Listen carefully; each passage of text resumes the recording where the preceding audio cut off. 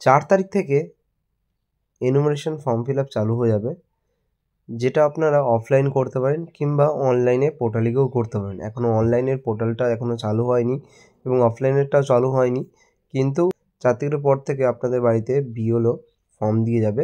2টো করে ফর্ম থাকবে, একটা করে ফর্ম ফিল আপ করে বিএলওর হাতে দিতে হবে, আর একটা আপনার কাছে রেখে দেবেন। ফর্মটা এরকম হতে পারে, চলুন দেখে নেওয়া যাক কী কী ভরতে হবে। প্রথমে দেখে নিতে পারেন electors name, epic address, printed, এগুলো সমস্ত কিছু আপনার প্রিন্ট করা থাকবে। আপনার কারেন্ট যে ভোটার নাম, অ্যাড্রেস যেটা রয়েছে সেটা এই প্রথমের ঘরটাতে অলরেডি ফিল আপ করা থাকবে। তারপরে আপনার serial number, part number, ACPC name এবং স্টেট, এই সমস্ত কিছু প্রিন্ট করা থাকবে।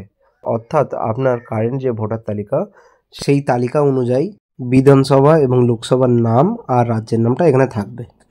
তারপরে এখানে একটা কিউআর কোড দেওয়া থাকবে। আপনার যে পুরাতন ফটো দেওয়া যদি কোনো থাকে ভোটার তালিকায় এর আগে, সেই ফটোটা এখানে দেওয়া থাকবে। তারপরে সেকশনে দেখে নিন, এখানে আপনাকে একটা ফটো পেস্ট করতে হবে। একটা কালার পাসপোর্ট সাইজ ফটো এখানে আটা দিয়ে লাগিয়ে দেবেন।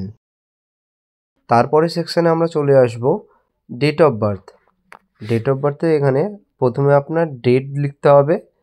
ধরে নিন আমার ডেট হচ্ছে 11 আর মাস হচ্ছে 11 আর ডেট অফ ইয়ার হচ্ছে 1992। তো আমরা এরকমভাবে এখানে পরপর ঠিক করে লিখে দেব। তারপর দেখে নিন আধার নাম্বার, এখানে আধার নাম্বার দিতে বলছে আপনাদের। আধার কার্ডের নাম্বার আপনারা এখানে ফিল আপ করে দিতে পারেন, এটা অপশনাল রয়েছে, চাইলে দিতেও পারেন নাও দিতে পারেন, চেষ্টা করবেন দিয়ে দেওয়ার। তারপর এখানে নিজেদের মোবাইল নাম্বার দিয়ে দেবেন। তারপর এখানে ফাদার্স বা গার্ডিয়ান নেম, যদি বাবার নাম লেখেন তাহলে গার্ডিয়ান নেমটাকে কেটে দেবেন, এখানে শুধু বাবার নামটা লিখে দেবেন। তারপর দেখুন চলে আসছি আমরা ফাদার্স এপিক নাম্বার। দেখবেন ভোটার কার্ডে একটা নাম্বার লেখা রয়েছে, বাবার ভোটার কার্ডে যে নাম্বারটা লেখা রয়েছে সেই নাম্বারটা এখানে লিখে দেবেন। ধরুন নাম্বার লেখা রয়েছে 1 2 3 4, এরকম কিছু একটা নাম্বার লেখা রয়েছে, এই নাম্বারটা এখানে আপনারা লিখে দেবেন। বাবার ভোটার কার্ডে যে নাম্বার লেখা রয়েছে সেই নাম্বারটা এখানে লিখতে হবে।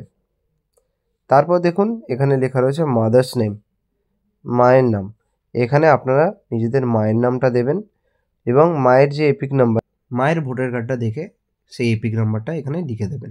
এই দুটো section, spouse name, spouse epic number, যারা বিবাহিত তারাই এটা ফিল আপ করবেন, বাকিদের ফিল আপ করতে লাগবে না।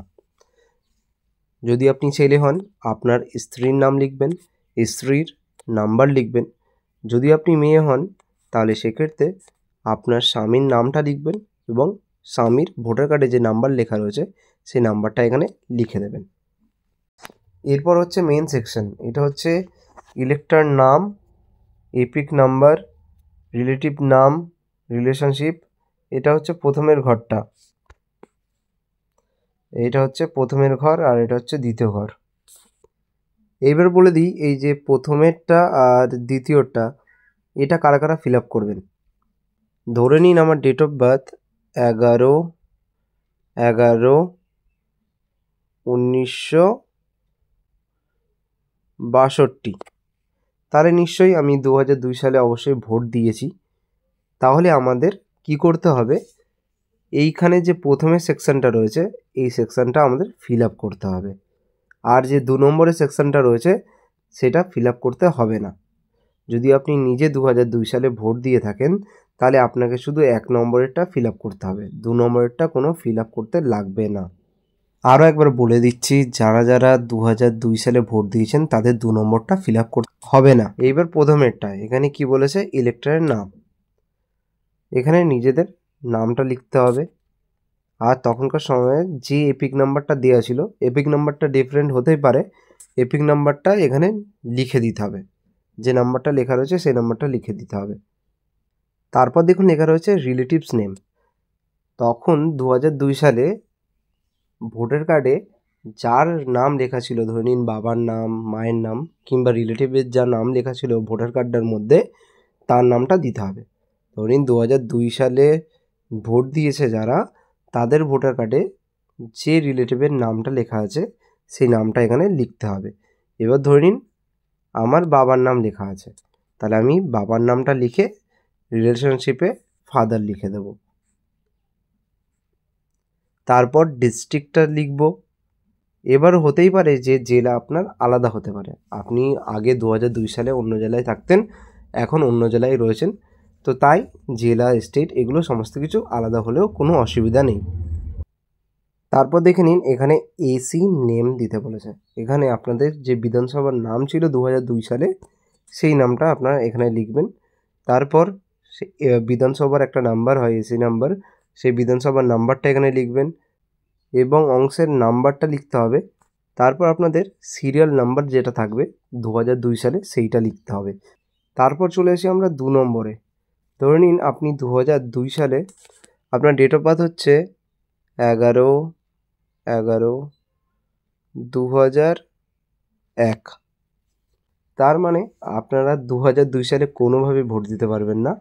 তার ক্ষেত্রে আপনার যদি বাবা মা কেউ যদি 2002 সালে ভোট দিয়ে থাকেন, তো তার ক্ষেত্রে এই ফর্ম ফিল আপটা করতে লাগবে না। ধরে নিন আমার এখন ডেট অফ বার্থ হচ্ছে 11/11/2001, তাহলে আমি সেক্ষেত্রে শুধু 2 নম্বরটা ফিল আপ করবো, এইটা আমি ফিল আপ করবো না। মনে রাখবেন এই 2 নম্বর সেকশানে কিন্তু আপনার ডিটেলস ভরবেন না, 2002 সালে যে ভোট দিয়েছিল তার নামটা লিখতে হবে। ধরুন 2002 সালে আমার বাবা ভোট দিয়েছিল, তো এখানে আমার বাবার নামটা লিখতে হবে।